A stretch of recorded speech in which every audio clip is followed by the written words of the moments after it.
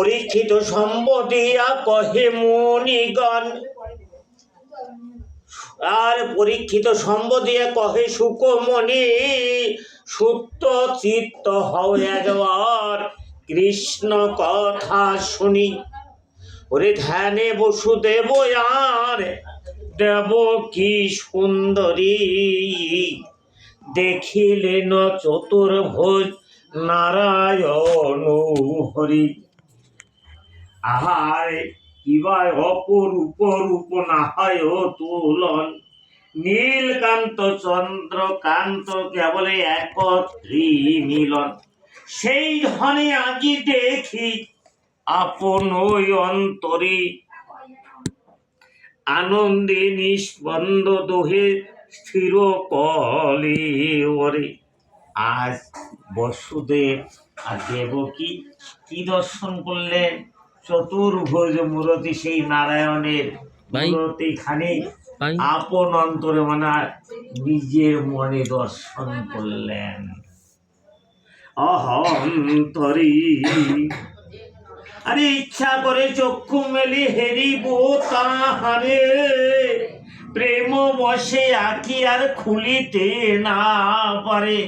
ইচ্ছা করে আমি নয়ন মেলে সেটাকে দর্শন করি, এমন প্রেম দিচ্ছে চোখে, আর নয়ন খুলতে পারতেছে না, খুলিতে না পারে।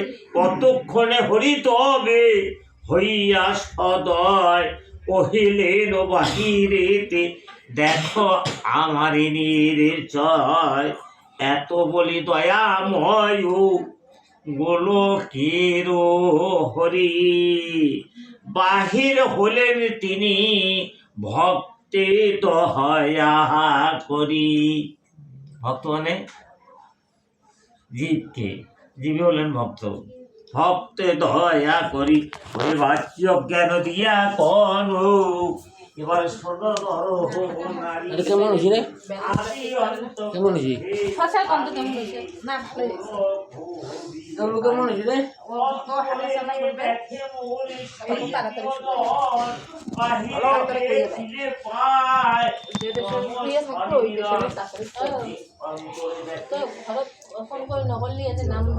কসু ঠিক আছে।